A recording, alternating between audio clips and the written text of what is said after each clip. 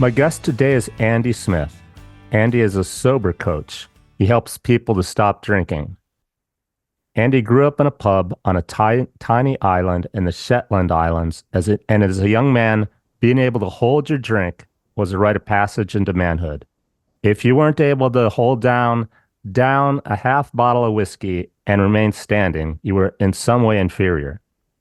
That led to a lifetime of overindulgence, costing him a small fortune, relationships, and a marriage. He found himself in a state where his health was so poor, he had to use a stick due to gout in his knees and ankles. He had high blood pressure, cholesterol, was pre-diabetic in terms of blood sugar, and being prescribed antidepressants for anxiety. He tried willpower, AA, hypnotherapy, counseling, and seeing a doctor to no avail. Then there was a moment that changed everything for him. And since then, he's helped thousands around the world control their drinking and create happier and healthier lives. Andy's going to share with us today how he did it and what you can do if you might feel it could be beneficial to your health and your relationships to cut down on your drinking. Disclaimer here, addiction is a multifaceted situation with physical, emotional, and habit components. And this podcast is for informational and educational purposes only and does not constitute medical advice. If you're concerned about a medical condition you think you might have, please see your doctor. Welcome to my show, Andy. Oh, hey, it is so good to be here. Thank you so much for having me on. Yeah, what as I'm listening to the introduction there, I'm thinking, wow, yeah, it's been quite the journey, and I'm looking forward to sharing some bits of that with you. But I sometimes need to kind of remind myself, given that where I've got to now, just how bad it actually did get, and the origin story about some of those kind of influences in my early life, and just how those things kind of play out over time is absolutely fascinating. Yeah, tell me the story about growing up in a pub and having to hold your own, and then how you transitioned out of that. I, by the way, cannot hold my own. You guys would be picking me up off the floor from day one. Tell me about your story. Yeah, I mean, it's even interesting, isn't it? That kind of we almost feel like you got to kind of justify. It's kind of like, oh yeah, you guys, you hard drinkers and all this kind of stuff. And I mean, if you go back to when I was kind of 7, 8 years old, we moved up to Shetland, which is where my family is originally from. I was born in the north of England, but the Shetland Islands, for those people who are maybe heard of it, but we're not quite sure where it is. It's the northernmost part of the UK, so it's kind of as you head off towards Iceland. Basically, it's probably slightly closer to Norway than it is Scotland itself. And I grew up on a small island, and of the sort of the 100 that are in the Shetland Islands group. And we bought a big old, fairly derelict house and turned it into a guest house and a bar, because there was no bar on the island. You got to have your bar, right? Yeah, exactly. And yeah. So we created a bar on the island, and I guess when you look back on it now, our very livelihood, the fact that we could put food on the table was dependent on people consuming alcohol in our house, and it's just interesting. It was a family business. It was a family business, absolutely. Oh, okay. And so it was, yeah, there'd never been a kind of a place that you could go to drink socially. And so it was reasonably successful. But, you're on a tiny island with 300 people, so it's always going to be kind of. And it's what you do for a living or for your livelihood. So Yeah. I see. So then did the business break up, or did you leave the business, leave the family? How'd you get out of it? So we got out of it after about 10 years. We built it up to be pretty successful, but it's, running a bar and a guest house in a small, very rural location is pretty much a 24/7 gig. and it took a big toll on my folks. And we were all involved. I have lots I of see. happy memories of cleaning the beer taps on a Sunday morning with my father and listening to the radio and kind of being involved in it all. But it was just kind of interesting. There's quite a big drinking culture in Scotland anyway, Uh-huh.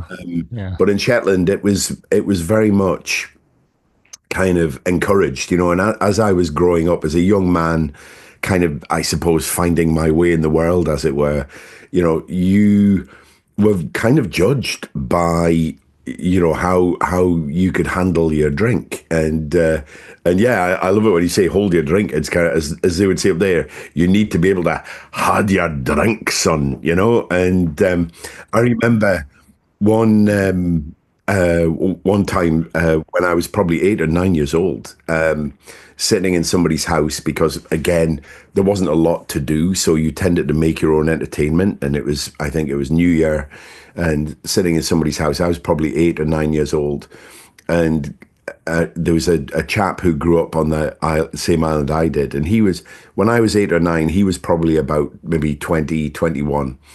And I can remember somebody describing him to me as this young boy and said, see Brian, he can drink a whole case of Tennant's Lager, which is sort of 24 pints of fairly They were proud of him. rubbish.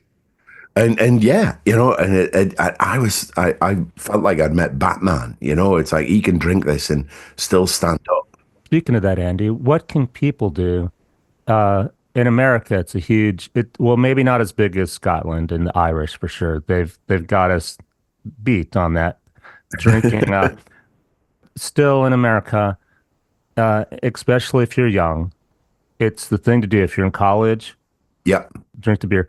What do you tell people? What advice you give them to help with the social pressure if they don't want to drink? It can be a really big factor because quite often when people have been drinking a lot for a long period of time, you've kind of oriented your life around drinkers. So there is going to be social pressure. There are plenty of people out there who don't drink huge amounts of alcohol, but they're probably not on your radar. And I think the key thing on this journey is to to do what is right for you. You will find people who are supportive, happy, proud of you, but you will also find some people who are enormously threatened by what you're trying to do. They're generally the people that actually, Let's pretend, okay, you're the I'm sorry to make you the guy who still drinks, but I'm gonna pretend I'm the guy who doesn't because this is what I used to do. When people are like, "Do you want a beer, Daniel?" And I would just say, "I've got water," or "I've got a Diet Coke," or a yeah, Coke, yeah, and I'd leave it at that. You yeah. want a beer? You want a beer, Daniel? You need a beer? Nope, I'm good. I've got water. I've got a Diet Coke. Leave it, and that's what I would do. Yeah, and I think it's how you, if you're not certain, if you're setting out on this journey, you're not sure how you feel about, what's coming or kind of where you're going. So it's quite easy to get derailed. And I think a lot of this is, you tend to get things like, oh, are you going to be the boring one now? Or does that mean that we can't drink if you're here? Because again, a lot of people have this image in their mind of somebody with a drink problem. It's a guy sleeping on a park bench, with something in a paper bag and stuff like that. And if there's one thing I've learned over the years I've been doing this and helping thousands of different people, is there's no kind of one kind of I guess kind of avatar for somebody with a drink problem. It can be a busy working mom, it can be a business owner who Hmm. is stressed out all the time and feels like they've got the weight of the world on their shoulders and they're trying to support their family and all this kind of stuff. And a lot of these people tend to get to this place where it's kind of like, I just need some downtime at the end of the day. Hmm. And alcohol is just kind of portrayed as this sort of, fix all kind of thing. What advice do you give to people who say, I want to cut down So there's two types of people we could talk about. The one that you go to AA or you take your they take your program because they want to stop. They know they need Yeah. to stop. Yeah. Yeah. There's Yeah. but then there's the other type, like me. I might buy if I buy a bottle of wine, it might stay in the refrigerator for a couple of weeks before I open it. Yeah. Yeah. Yeah. But we want to cut down. So what do you tell those in between people? Like, I'm not alcoholic, but I should cut down. Okay. And I would say try it. Just have a think about, set yourself some goals. And I think probably first and foremost is make an agreement with yourself as to why you want to do it. What do you feel you would have to gain by doing this? Because actually, I think one of the biggest myths of this whole journey is this whole kind of focus on stopping drinking. And addiction lies in the subconscious mind, and the subconscious mind is really interesting. It's enormously powerful. Probably 94 to 98% of your results in anything in your life come from your subconscious mind, not your conscious Hmm. mind. But there are certain ways to manage your subconscious. And one of the things, for example, is the subconscious does not do very well with negatives. So if you say, I must stop drinking, what happens is that the subconscious mind doesn't actually recognize stop. You can't get a picture for stop drinking because you have to have a picture. Exactly. What does it mean? And, I sometimes talk about my dog. We've got a rescue dog from Cyprus and she's lovely. But if I want her to sit, I need to tell her to sit and then I'll give her a little treat and she'll do it again. If I say to her, don't stand up, she will look at me very confused and think, okay, I want to do my bit for you. I want to do what you ask. Yeah. I have no idea what you're asking me. And then, if I repeat and things like that, she may get stressed because she's thinking, okay, I think I'm in trouble now, but I still don't know what you want me to do. So I think, for anybody, whether you're contemplating stopping or whether you're contemplating cutting down, focus on what you have to gain. If you go, right, okay, well, actually, I'm spending too much money on this stuff. Okay, what would you spend the money on instead? Do you want to pay your credit card off? Do you want to put your kids through college? Do you want to, buy a present for your partner or whatever? But make it mean something, because at some point on this journey, whether you're stopping drinking or whether you're cutting down, at some point you're going to get tested. You're going to get that kind of like, oh, I kind of want a drink. Hmm. And do I indulge that or do I not? And so you end up with this kind of choice. Option A, have a drink. Option B, don't have a drink. And it's kind of that simple. But the thing is that if option A is to drink and then option B is no more compelling to you than don't do option A, then the chances are option A is going to win. Whereas if you've made a kind of, if you've kind of put a bit of work in to go, I know what I have to gain by this. If I'm getting some health issues with it or something like that, what is that going to mean? What would I do if my health was better? Hmm. And when you start to do that, the subconscious can engage with that and start to play its part. And to kind of, sometimes people say to me, oh, what was the kind of the moment? What kind of did it for you? And there was a really interesting kind of chain of events for me. I'd had a walloping panic attack in my local supermarket, and I'd collapsed and literally fallen into one of the display fridges. And I was literally helped up by this little old lady who was asking me if I was okay. And I'm like, oh, well, I just slipped and all this kind of stuff. And my heart was hammering out my chest and my skin felt like it was on fire. And I can remember, I mean, this is nearly 8 years ago. And I can remember it like it was yesterday. And just that sense of utter despair of, how have you let it come to this? Hmm. And, I used to kid myself that I was drinking to relax. And yet here I am having a panic attack. And in spite of being on antidepressant medication and all this kind of stuff. And it's like, well, yeah, how's the drinking to relax thing going, Andy? But quite soon after that, there was just a really interesting set of circumstances. And the subconscious functions emotionally. There's very little kind of rational about this. And I was sitting at a railway there was a railway crossing, and I was in my car. The barriers came down, and I was sitting there, and I was running late, and I was kind of stewing at the fact that I was getting held up by this train that was coming, and the Michael Jackson song, "The Man in the Mirror," came on, and now I'd heard that song hundreds and hundreds of times before. But on this morning, when I was kind of contemplating, it was quite soon after I'd had the panic attack. Just, what are you going to do about this? Because you're not going to get to see. I've got a young son. I've got two older kids, but I thought I'm not going to get to see him grow up if I carry on like this. I'm really killing myself here. And the chorus of that song came on, and I'm starting with the man in the mirror, and I'm asking him to change his ways.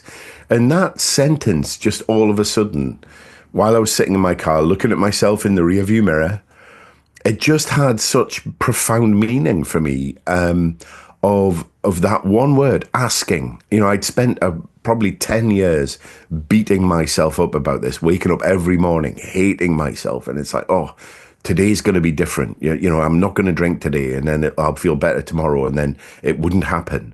And that stuff crushes your self-esteem over time. What was the question? What was the question in the Michael Jackson song again? Ask yourself what you can do. I'm starting with the man in the mirror, and I'm asking him to change his ways. And it was just that whole thing, and I was looking at my reflection in the rearview mirror, and I thought, you know what? There is the problem and the solution staring at me. This is an inside job here. I can argue about any external influences, but this is my issue and my issue alone to address. So how did you address it? What does one do to get to change their ways, to not drink so much? So the key question here was asking. Because rather than kind of trying to tell myself this narrative that what I was doing was wrong, I started to kind of pose questions. What if I wasn't drinking the way I was? How would my life be better? How would my career be better? How would my relationship with my partner? I was scaring my family with what I was doing. And when you start to ask those sorts of questions, the subconscious starts to kind of play along. If you say to yourself, well, I can't do this, then your subconscious goes, okay, fine, I believe you, and it doesn't play its part. Whereas if you start to pose questions, then your subconscious starts to kind of pose, avenues to perhaps explore. It can be a battle. It can be a battle, but at least you're still fighting it. Or you still Absolutely. And I would argue that is the start of the battle. Rather than the kind of just instant defeat at every time. And so I called my boss up and I said, look, I'm going to take a couple of days off. I said I was not feeling well, and I worked in the pharmaceutical industry. I've run dental companies and veterinary companies, and I was really good at what I did, and I was. I'd won awards for kind of selling and influencing and coaching and all this kind of stuff. And I just thought, how can this guy that gets recognized in this way for changing how other people feel about things be such an absolute shambles on the inside? And I guess the asking thing was, well, what if I treated myself like a client? What would I do if somebody came to me and said, I want to feel differently about this? What would the process be? And I literally dug out all my old course notes and from all the selling coaching calls. I'd done professional qualifications in things like CBT and neuro-linguistic programming and all this kind of stuff to make you a better salesman. And so I grabbed it all out. I put it in the car and I went and I sat down. There's a little lake near where I live. And I dawn to dusk for 3 days. I just sat there and I went, right, okay, I think the answers are in this car somewhere. I just need to find them. And over those 3 days, I kind of wrote myself out what ended up being a 7-stage process. Obviously, hence Sober in 7 is the name of my story and the name of my book and course. But I just got really clear on, okay, well, I would start with it. So I agree. Hypnotherapy rarely works. NLP is neuro linguistic programming for those not Yeah. familiar with it. It's kind of like hypnotherapy, but it works with your limiting beliefs, your beliefs, and like you said, Andy, what you want to do instead. But you mentioned that didn't actually work. So what's your first step in the seventh step? So the first step was exactly what we've been talking about is kind of what is in it for me. Mm. So I kind of I systemize this around the word freedom, and the F in freedom also stands for focus. It's like, what is your focus? And the key thing for me was when I started to shift my focus to what I had to gain rather than just being obsessed about the problem. And I'd been to AA meetings and things like that, and it really didn't resonate with me because I saw everybody just talking about the problem all the time and admitting the problem and reinforcing the problem. As long as we're on that, because I wanted to ask you about AA. Yeah, I've always been open-minded because on one hand I respect people going there and I believe when they that it helps. On the other hand, I'm kind of like it starts with I am an alcoholic. Talk about hypnotherapy.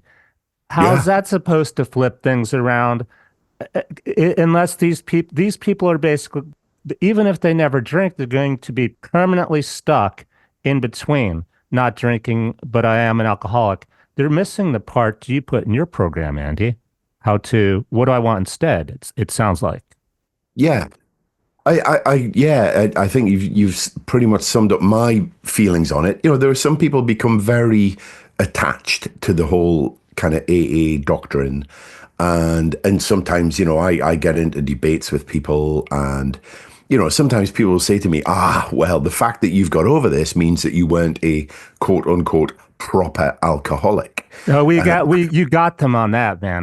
You got your backstory. Nobody can Yeah, beat yeah, yeah. our But shit. it's kind of I didn't think it was going to be a competition, but Yeah, right, I right, did yeah.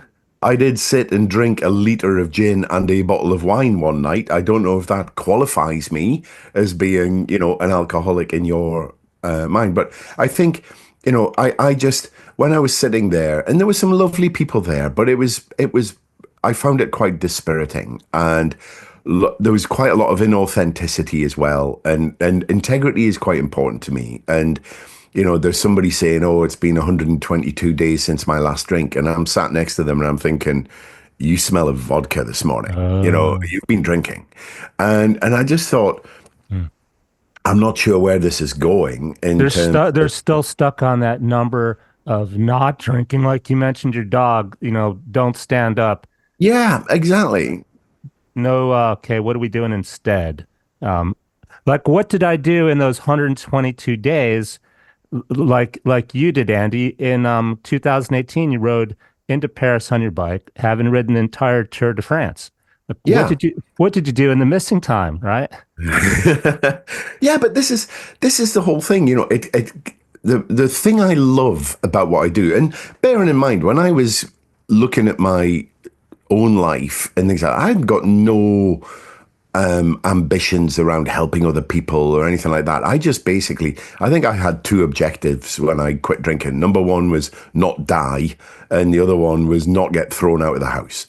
And if I'd have succeeded in those two objectives, I'd have been very happy.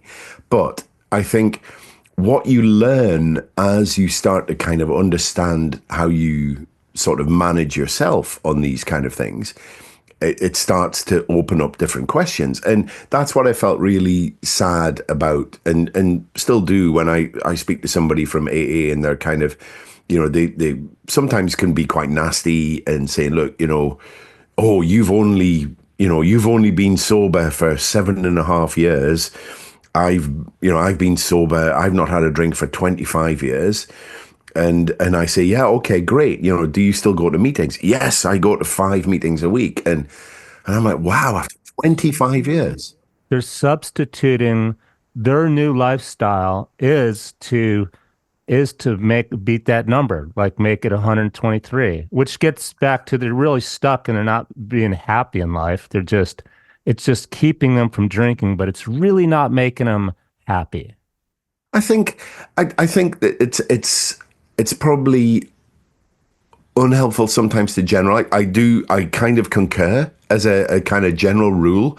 I think if you get obsessed with counting days, for example, what's the difference between 187 and 188 days? I mean, really, does that help you move forward in your life? For me, it's Hmm. around, you know, what does it mean? If you set yourself, we tend to be quite goal oriented. So if it's like, look, I'm going to take a break for 100 days and I'm going to make sure I do that, then you've got something to kind of shoot for.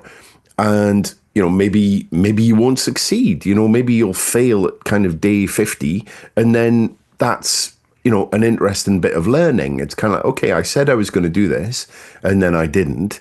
Well, that's interesting, isn't it? And what might that tell me on this journey, rather than just counting sort of numbers for the sake of it? I mean, alcohol addiction is a learned behavior.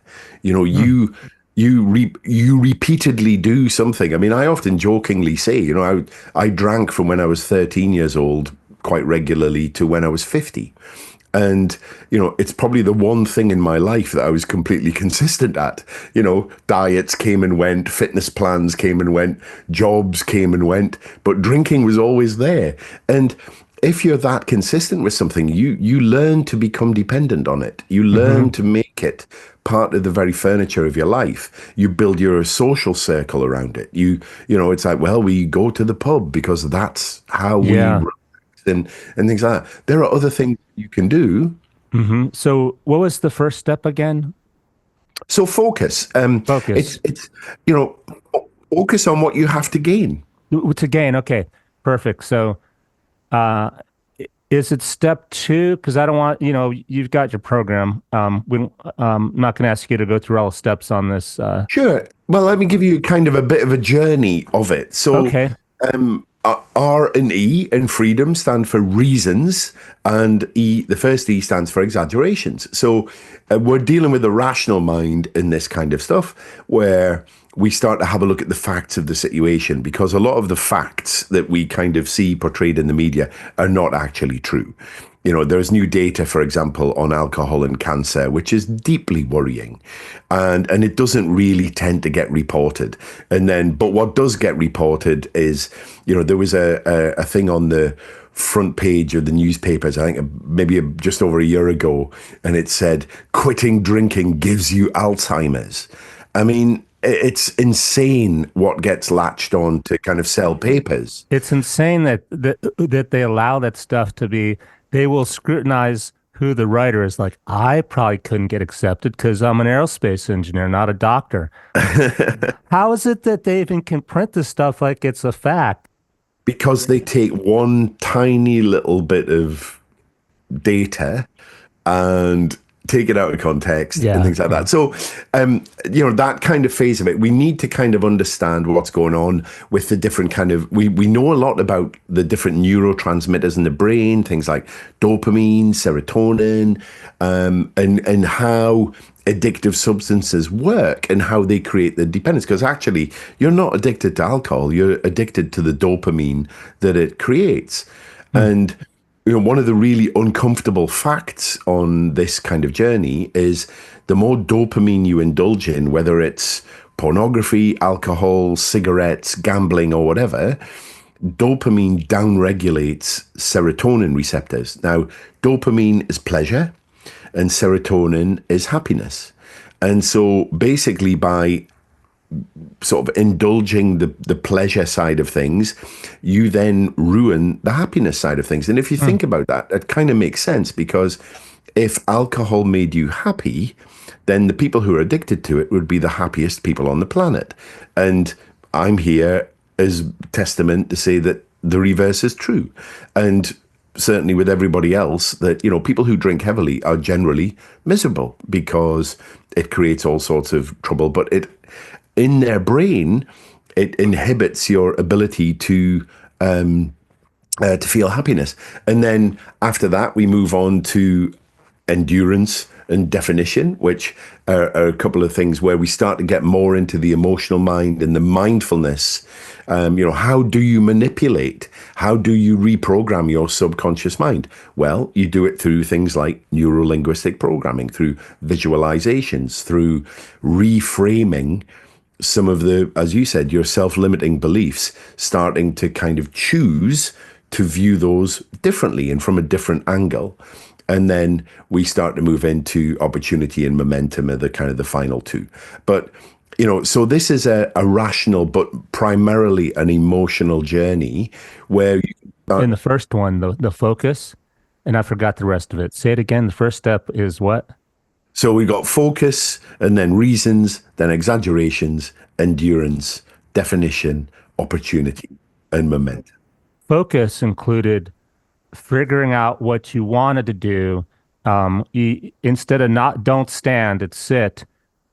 How do you help people figure out what they want to do? Because that's a theme on my channel.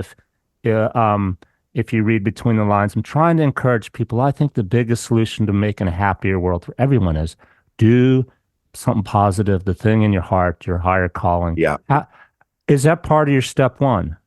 Oh, absolutely. But I think it kind of permeates this whole journey Hmm. because I agree. It is so important. The number of people that I speak to and I say, okay, well, let's work on your happiness. What makes you happy? And then there's kind of silence on the end of the phone and they're like, I don't know. I don't know what makes me happy. It feels like a long time since. So that's where coaching can really help. You start to kind of tease out things. Oh, what did you like to do when you were a kid? Tell me about your happiest memory. And then Hmm. you start to kind of perhaps help people kind of join the dots, but, Hmm. because they feel so disconnected from their happiness. Yeah. And you can start to go, actually, you know what? I used to really enjoy running. And it's kind of like, okay, when did you last go running? Oh, I've not run for 15 years. Okay, well, they do these park runs in the UK or there's couch to 5K and all this kind of stuff that, things that you can do and you can start to perhaps, just gently get yourself back into Hmm. that. I've got one lady who is in one of my social media groups and we started out in quite a dark place. And she then said, oh, I rediscovered my childhood love of crochet. And she now has a business selling Oh, crochet stuff I think, on Etsy and actually has her own website hats now. off. Good job. And then she said, I got a message from her out of the blue, and she says, Andy, you're not going to believe this. I've just been approached by my local college to be their crochet instructor on their arts and crafts course. And we just had a real laugh about it. And we just said, who could have predicted that when we started out on this journey about Hmm. stopping drinking? And now she has her own business. She does something that she really loves. And so I think it's a little bit like the subconscious mind gets very closed down. And when you start to open your mind, when you start to ask yourself to change your ways, it starts to just gently open up like a flower. And it starts to, you see coincidences, you see things that you would have previously just walked right by and you go, oh, that looks like that would be something worth doing.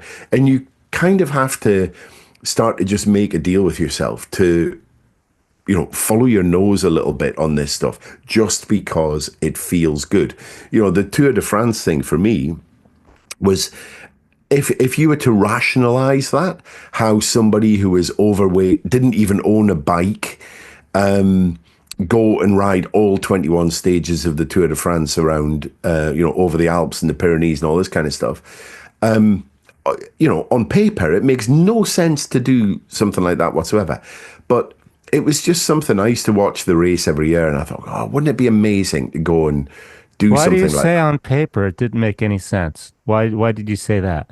Because there are far more reasons not to do it than there are to do it. See, So I'm still not getting it because to me, the idea you need to know why you want to do something is what gets people stuck. I'm like, if that's what you want to do, then do it. so Find a way. exactly, but this is my point. It's kind of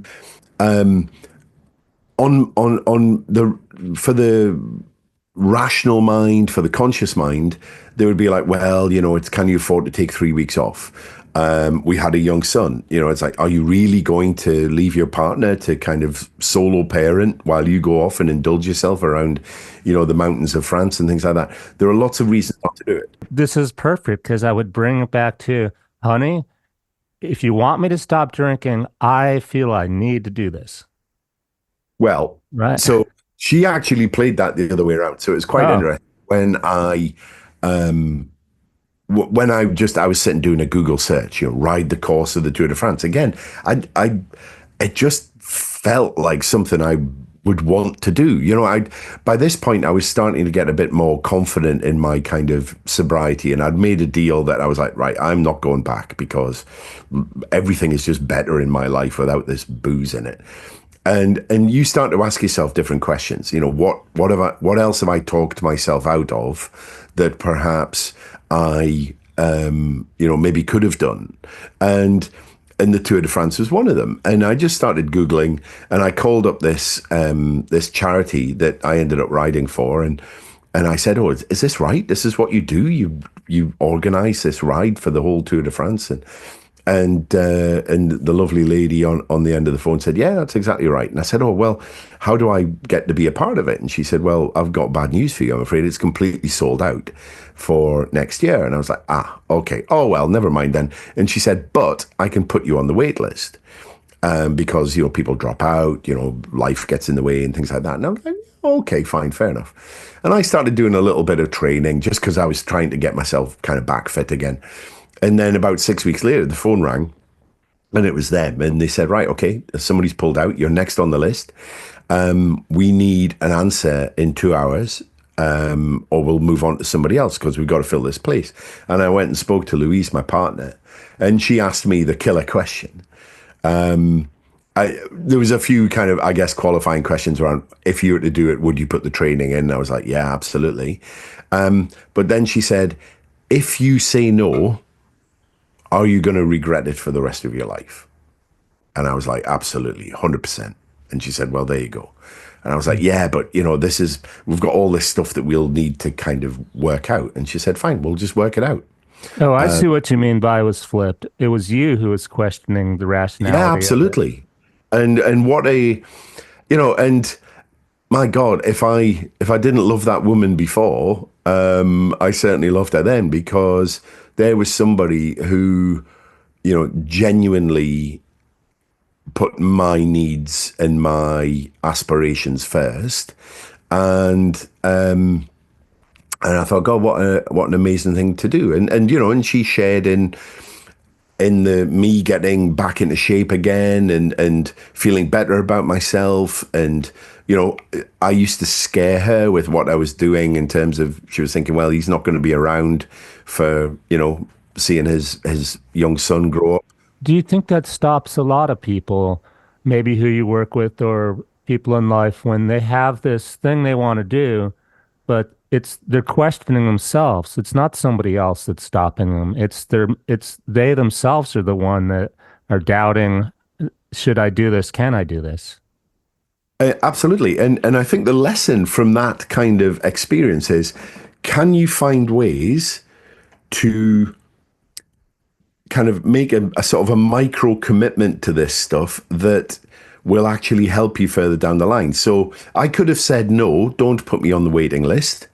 But I said yes. So I kept that door open. And then then I was kind of forced to make a decision, yes or no. I couldn't procrastinate on it anymore. It was kind of like, yeah, there you go. And so it kind of it saved me from my own procrastination, I guess is what I'm saying. And the consequences of saying no, as that question from Louise proved, would have been pretty devastating. But then that's when the hard work started. And, there's, I love the Jim Carrey movie, Yes Man. I don't know if you've seen it, but, Yeah.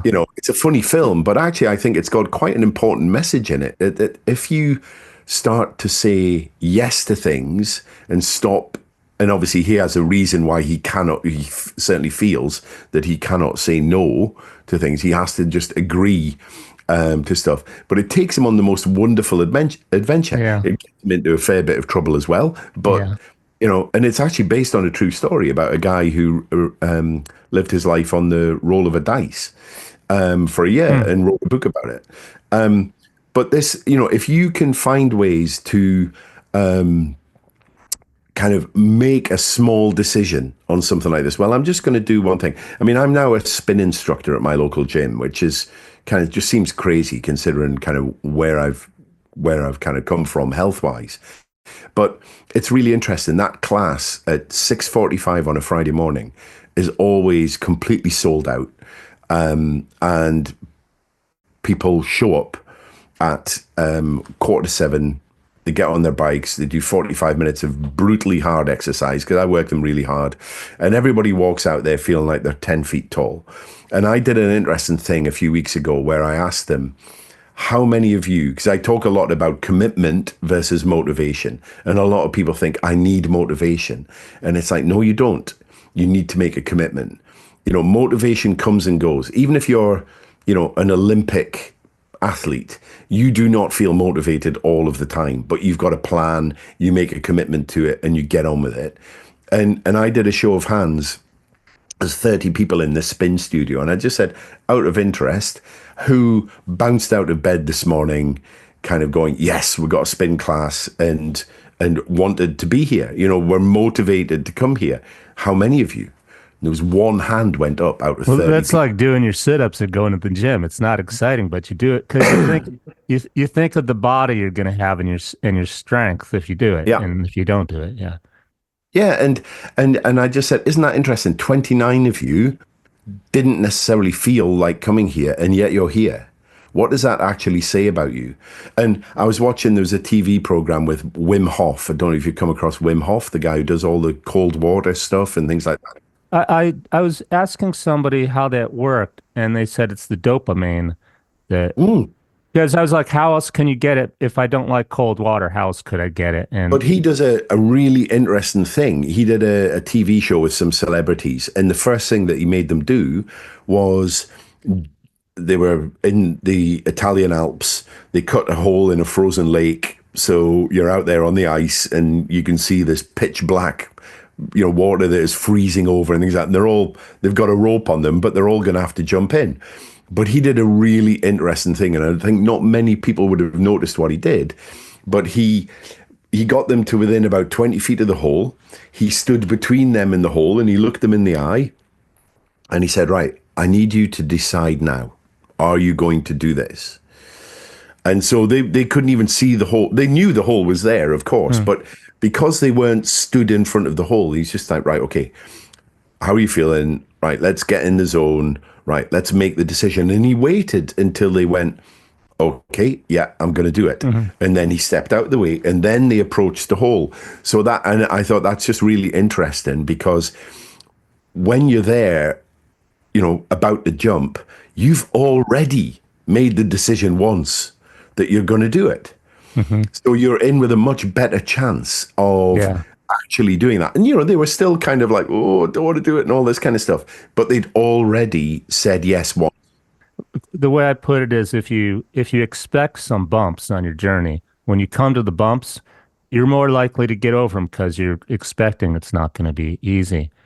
So Andy, let me ask you, this sounds really helpful in how to motivate people, if that's the right word. Find the thing you want to do, Tour de France, jumping in the cold water.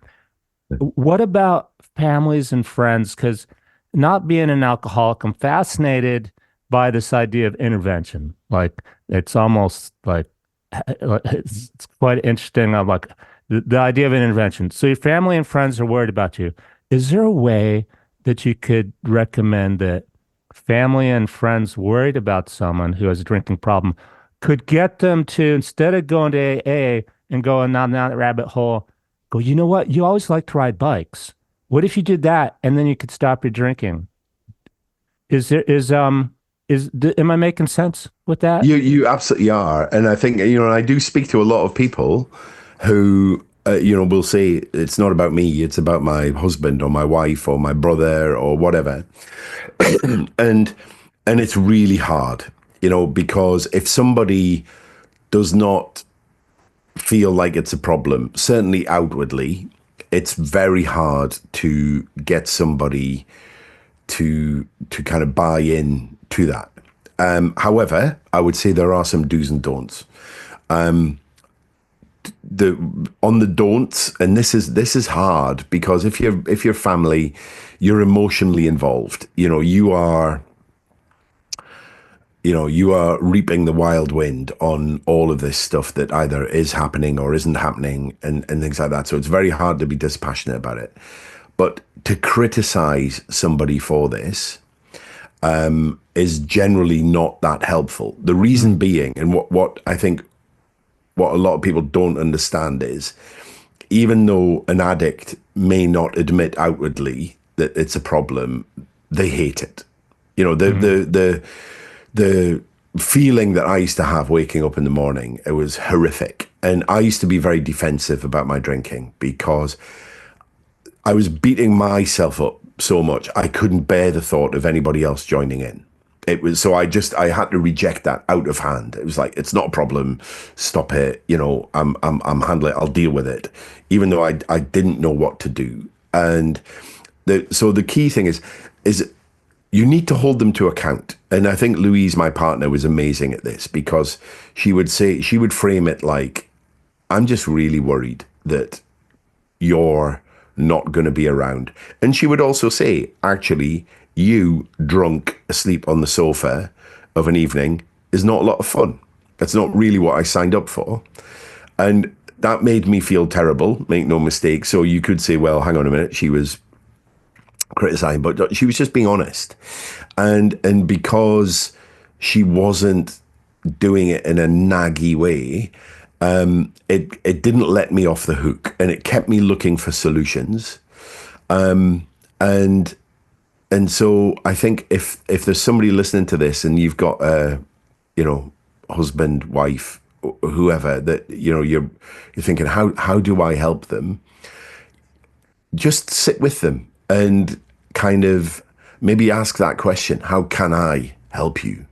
And ask them, how do you feel about this? And try not to judge, because that addict, it's so hard to admit to yourself that you've got an issue. You hate it all day, every day.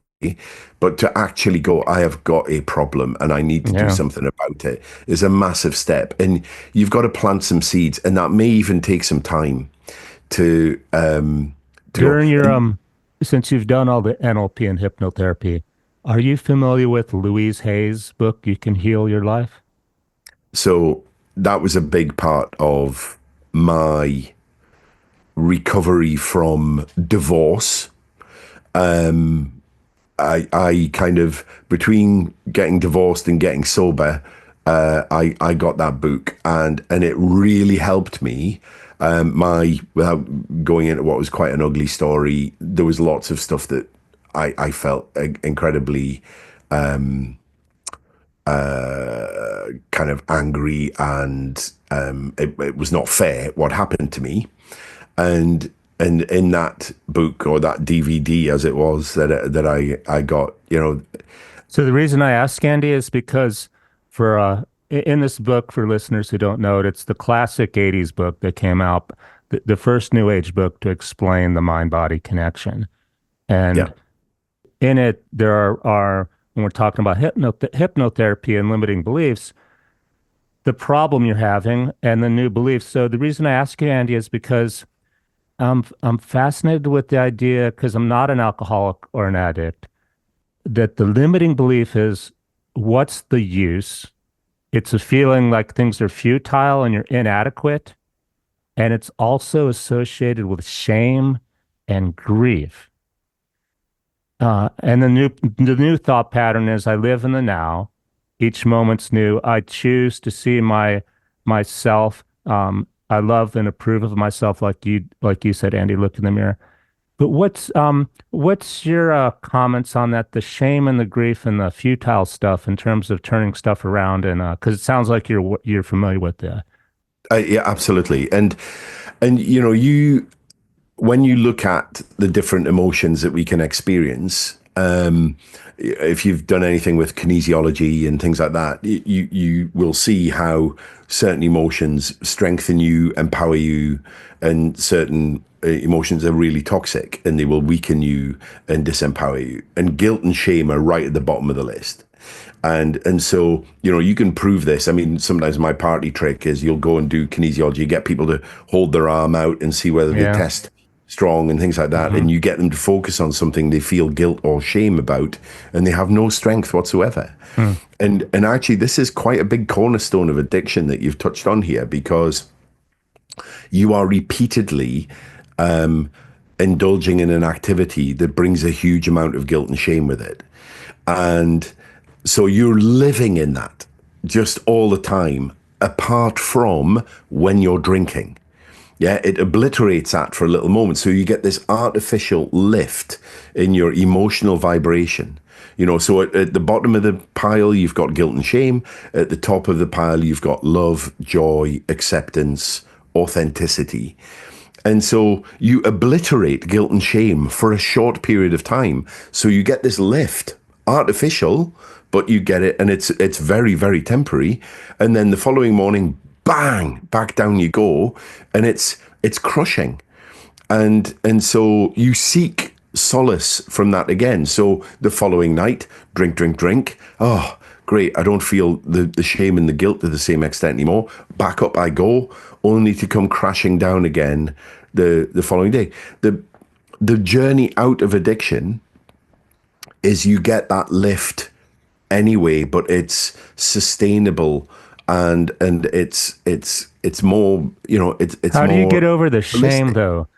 The key word. Because Yeah. no, but number one, you're not doing an activity every single day that makes you feel terrible about yourself.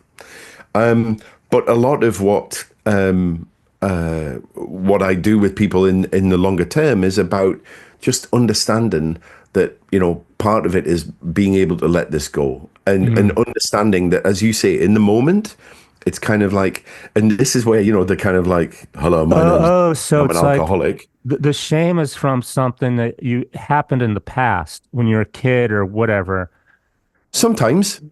and you can't really change that. Sounds like I'm in AA now. So let that go.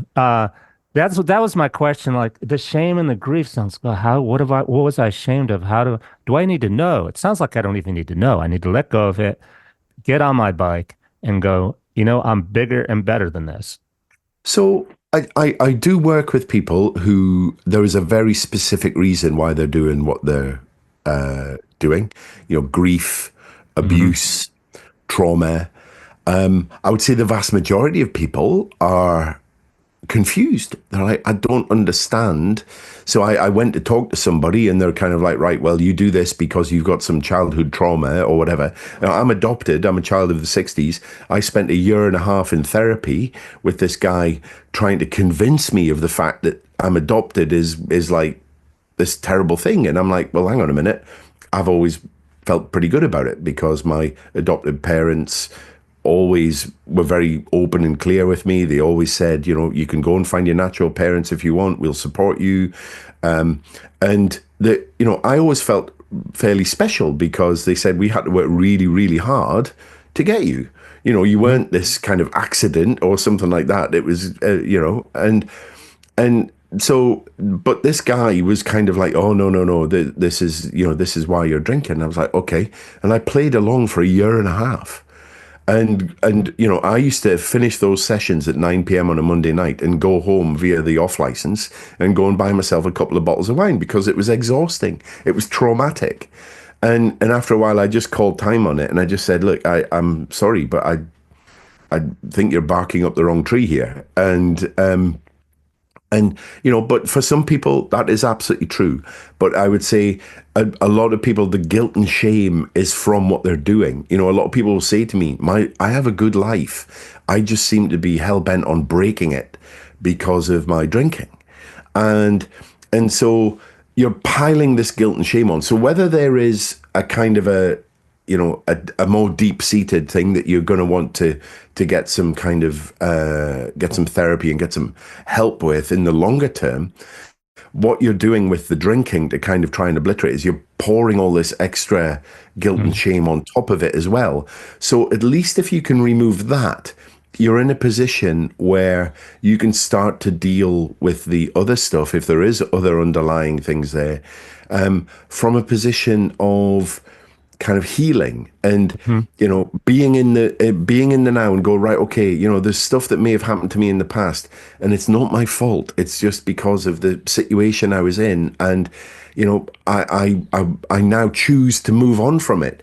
And sometimes with people who are dealing with very, very difficult stuff from their childhood and things like that, sometimes the drinking can almost be a like a trial run almost of, can I do this thing and take control of my feelings and my emotions on this one thing, and actually what I learn on that journey I may be able to then kind of transpose to start to kind of enable myself to maybe release some of this other stuff. I mean, I used to have suicidal thoughts when I was drinking, and I don't have those anymore. My mental health is Mm. still kind of all over the place a bit, but it's just a different league And compared why to, how are the suicide thoughts related to the drinking? Just because you got into such a depressed state because of the yeah, I mean, alcohol? you're consuming an addictive depressant every day. Mm. It's no wonder you feel depressed. And actually just that whole kind of general lifting of your kind of emotional energy, but also as well, remember you've got, when you pardon me, when you drink a big quantity of depressant, your body cannot let that stand. Because if your body did nothing about that, it would literally just stop your heart. So what it has to do is it has to push back with the opposite. It's like Newton's law of motion. To every action, there is an equal and opposite reaction. If you force a depression on your body will push back with the opposite, which is stimulation and anxiety. Hence why I was drinking myself into oblivion every night. I was on antidepressant medication, and yet I still had a panic attack in my local supermarket. Mm. So what happens is you force a depression on your body, let's say in the evening, and then the alcohol leaches out of your system overnight. Your body's creating all this anxiety to cope. As the alcohol leaches out, your net level of anxiety goes up. Then it gets joined by a craving, which also manifests itself as mild anxiety, because all addictive substances create cravings. And so you get towards the end of the day, and all the good intentions in the morning and things like that, they've all gone, because it's like, oh, I've had such a stressful day. I can relate with other things in terms of the ups and downs. So to break the cycle, what's a tip to ward off the temptation when you trying to break it and you get tempted, kind of like eating food, or and Yeah, how do you not replace it with something else like eating food or smoking or something, another bad habit? yeah. So dopamine's a very real thing. You will seek it out wherever you can get it. So sugar can be a real big issue for a lot of people on this. So, you know, when I speak to people and they're like, look, I've done really well. I've, not had any alcohol for 4 weeks, but my goodness, I'm going through a tub of Ben and Jerry's, every two Yeah, nights yeah, or yeah, whatever. yeah, yeah. Been there, done that, bought the t-shirt, and it's like, look, just go with it. If it's helping you for now, Yeah. keep off the booze, just go with it. Okay. We'll come back to that. Remember that things like fruit also have a lot of sugar in them. So your body's creating, there's a lot of different metabolic processes going on. Your body will crave sugar for a variety of different reasons. And a, it's a little simplistic. For me, it's coffee. I drink like 10 Yeah. cups a day, and people are like, too much caffeine's bad for you. I'm like, I'm not smoking. It's not alcohol. What's Yeah, yeah, yeah, yeah. And but you are addicted to it. Just try and stop. Oh And yeah, it's kind of like, yeah, oh, it is. our mobile phones. If you want to understand what addiction feels like for somebody, just take your phone away and just put it away for 3 days, and just remember every time you think about it. Hmm. That's what addiction feels like. It's you're just obsessed with it, You and know, it's it's kind on phones. This is tangent a little bit, but maybe not because it could be how you feel when you stop drinking. When my phone was broken, so I couldn't send text, just text. I could still get a call. No text for a month. It was such a wonderful time. I wasn't constantly looking and texting, constantly looking and texting. I almost wanted to stay broken, so it was out of my yeah. life. And and that is kind of again what a lot of people don't understand is being addicted to something is exhausting. I used to be driving home from work. It's like, right, okay, what's in the house? Do I need to go? Will I get, if I've been working late, will I be able to, get to the supermarket before it closes to go and get a bottle of wine or whatever? And you're thinking about it all the time. And probably the biggest thing for me, and I guess, as we're talking about the kind of the AA sort of, slightly obsessive, even many years down the road, I think just to be free of it and just to go, whew, I'm so glad I don't have to worry about that stuff anymore, Yeah, because addiction is it's hard work. And yeah, you know yeah, getting past it is hard work, but it's like, I can't remember the book, but it's choose your hard. And it's like going down the gym. Yeah, it's hard to go and lift weights and things like that, but suffering with back pain and different things because you're completely out of condition, that's hmm, also hard. So it's kind of, there's no such thing as a sort of a free lunch. You've got to put effort in, and energy. And I've been talking a lot to people about goal setting and things like that, because it's that time of year when we set New Year's resolutions and things like that. And when you understand how the subconscious mind works, it's making decisions all the time. It's putting energy towards those decisions. And that happens whether you are aware of it or not. So again, going back to, I must stop drinking, you're putting energy to the problem, or you're putting energy to, I'm going to run, the Boston Marathon next yeah, year, exactly. or, Like I wouldn't or, be you able know, to. Like I'd like to be able to go home today to train to run the marathon, but I can't because I'm a little drunk and I could get yeah, run over because I fall over. Got to yeah. quit. So, Andy, what's one question people don't ask you that you that they should when it comes to quitting alcohol? The one thing they don't ask you, but you're like, Ooh. look like something that's not common sense. Maybe because all the misinformation about, alcoholism and quitting. I think we've covered everything. It just comes to mind. Is there something we're leaving out? Yeah, I think there's a lot of I think there's a lot of stuff around actually quitting. People can go to their doctor and then get told, "Oh, whatever you do, don't quit cold turkey because you'll have a Mm. seizure and you'll die." And when you get that from somebody in a white coat, it will, boom, Yeah, it's yeah. straight in there in the subconscious. And what that tends to do is it makes people, then your subconscious flips that around and says, okay, well, in order to remain alive, I need to keep drinking. So I think, the key thing is make a plan. It's kind of, we tend to kind of view this, I think, to maybe more fully answer your question, is you need to look at this not as a black and white thing. It's like drink or not drink. It's kind of like, I have learned to get addicted to something. Am I willing to embark on another journey of learning to get beyond it? And there may be relapses in that journey. There may be Hmm. lessons that are deeply uncomfortable for me that, I will go for 2 months and then I'll get complacent and I'll think I'm cured and I'll Hmm. think that alcohol is no longer addictive and I can handle it. And then I go on a 3-day bender because I had one glass of wine.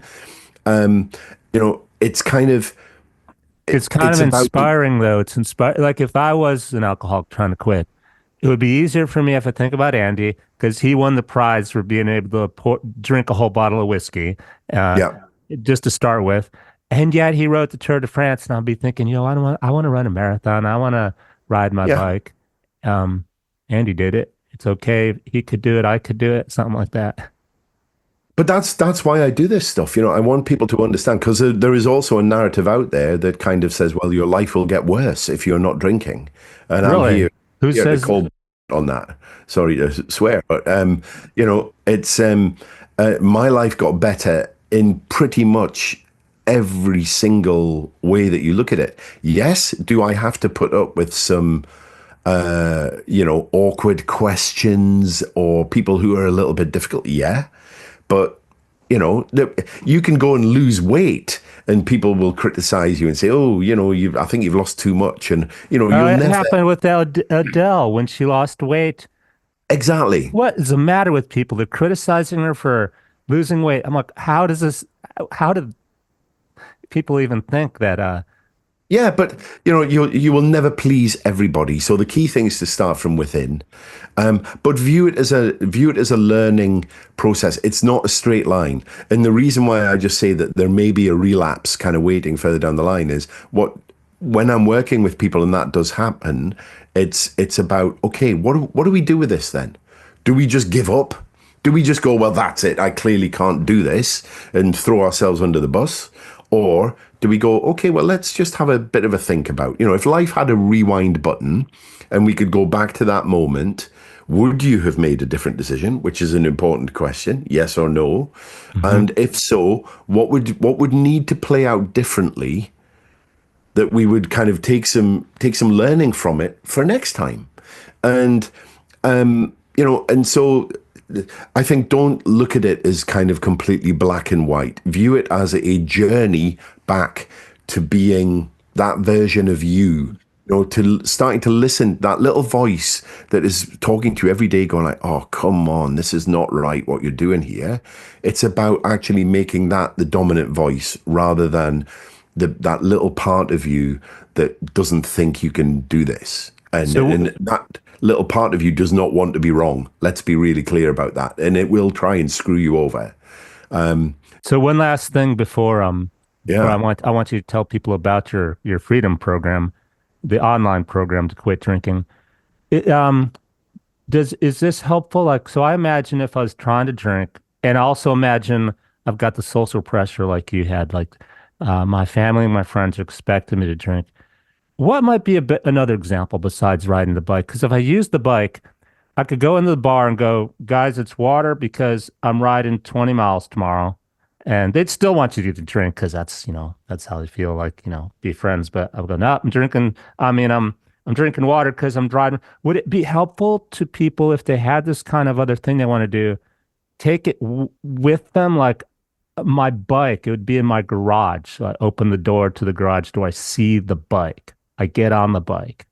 Can you give some more examples of something similar where you can look at what you're trying to do instead of subconsciously get rid of the alcohol? I think, if you go back to NLP, um, we experience life through our five senses: visual, how you feel, what you hear, and what you smell and taste.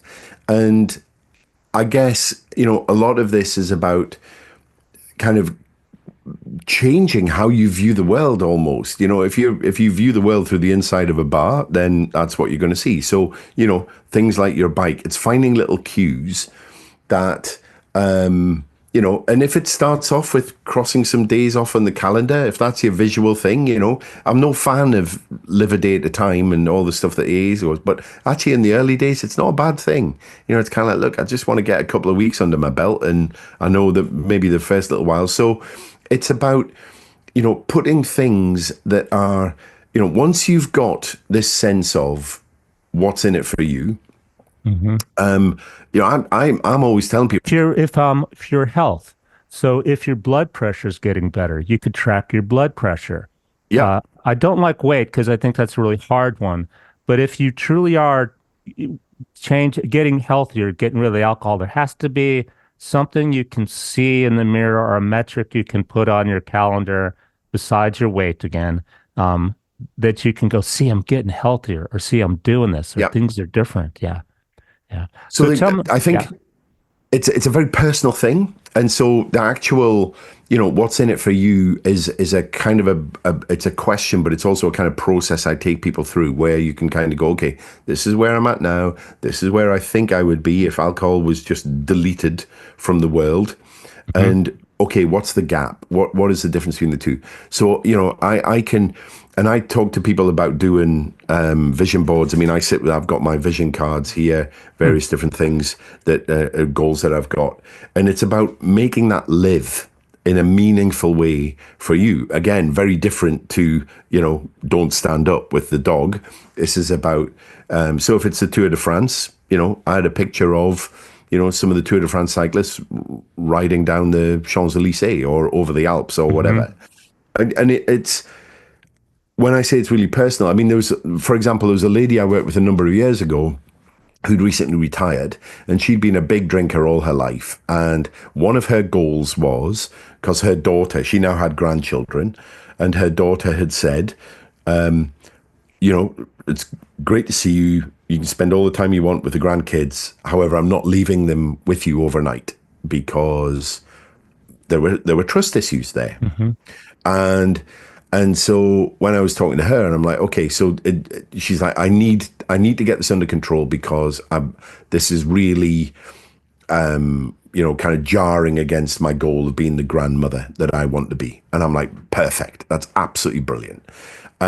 I said, why don't you go on the internet and go and see if you can find a picture of a silver-haired lady that looks a bit like you Hmm. reading a bedtime story to a Yeah. young child. Hmm. And the only thing that it needs to do is it needs to just resonate with you. So, you'll go through, you can type that into a Google search, you get all the images, and there'll be hundreds of them. And that one that just goes woo and just vibrates with you, print it off and stick it somewhere where your subconscious mind can see it every day, Hmm. because your conscious mind will dismiss it after it's seen it a few times. Like, yeah, I know the picture, because your conscious mind's continually overwhelmed. And then add to that, Google a picture, a glass of water or soda, and put that in her hand. So whatever resonates, because some people are very visual. I mean, instead of Some the people, alcohol, replace the alcohol yeah, and the yeah, yeah. picture with. But it's your subconscious mind will join the dots. It knows what you're trying to do.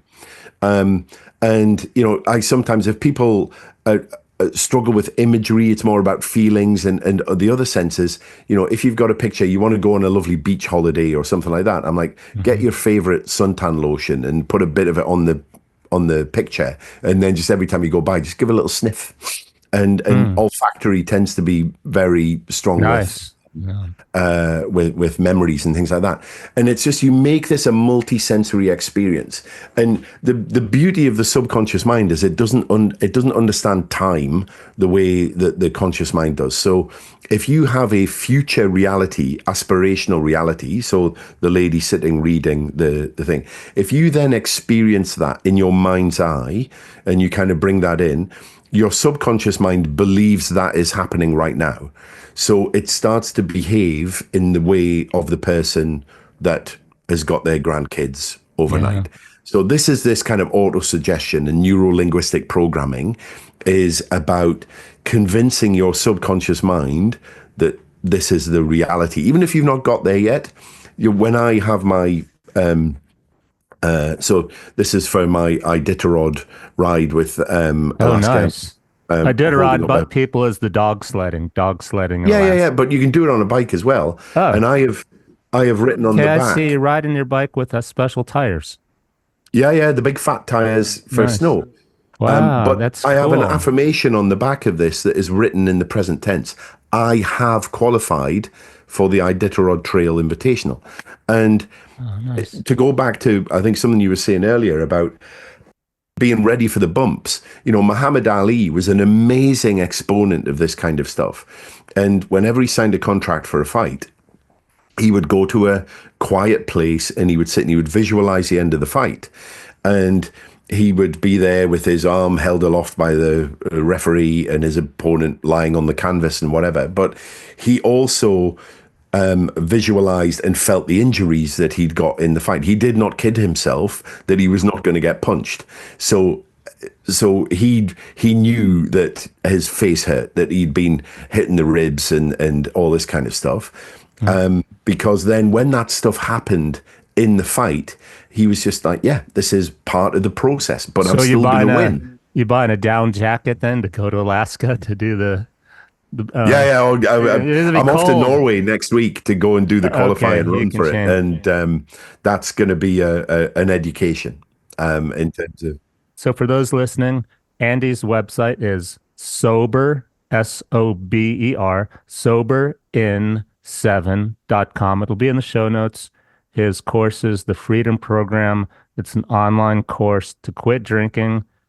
And is there anything else you want to add, Andy, we haven't talked about? Yeah, I mean, if people go to the website, there's a repeating replay of a web class that I did a little while ago, and it's about, I don't know, 45 minutes long. If you're interested about this and you want a bit of inspiration and maybe a bit of a way forward, just go and watch that. And it gives you the opportunity to book a call with me if you want to, and just have a chat. I'm not a kind of a hard sales kind of guy. I'm busy. And people who resonate with what I'm saying, do really well. And, but it's some people love AA, and that's fine. I think when You you're could do looking both. for your answers, Can't you do both, or would it not work to do both? you can. I think it's sometimes better to pick one thing. Mm. And, we're talking about commitment versus motivation. I think sometimes to go, right, I'm going to do one thing and I'm going to do it well. So if you're going to go to A, go to all the meetings. They say 90 meetings in 90 days. Do the 90 meetings in 90 days. I mean, it's a massive commitment. The reason I ask Andy is because there's a lot of social pressure to do AA. And Yeah. I just wonder, okay, if I wanted to try your program and couldn't I also, okay, I'm starting Andy's program today because I love the idea of doing the Itarod with the snow tires on my bicycle and riding my bike in the Alps. They're finding my thing. Andy's going to help me figure out what I want to do instead of drink. But at the same time, I feel pressure to go AA. Well, couldn't I do both? Like, I'll go to AA meeting just to say I did. And if it makes me feel bad, I won't. But if it's okay, as long as it doesn't conflict, I get what you're saying about not having two coaches, though, helping you. No, I think you can then start to, it's like you can have too much choice almost. Mm, However, try everything. This is a very personal journey. And some people will go to an AA meeting and go, oh, thank goodness, I've arrived. This is my mm, tribe. I see. And it's like, you know what? I'll be there applauding. And it's like, brilliant, go you, and run with it. Hmm. If that's not for you, try me. There are other people who do what I do as well. This whole thing is, trust your gut, trust your instinct, because that's your subconscious mind talking to you. Also, personally, I think as an engineer, um, and doing environmental testing and seeing people sick and seeing people who get well again, it's so much the mindset and the belief that that's why I do my podcast. I think the big change comes about in doing something. Yeah, To me, I get what you're saying, Andy, in terms of the AA, but it's a real complex issue and yeah, it's not my expertise, so I'm going to leave it at that. And this is why I had you on my show. It's been great. amazing. I Thanks really so much. enjoyed it. Thank you. Thanks so much, Andy. Have a great day. Yeah, you too. All the best.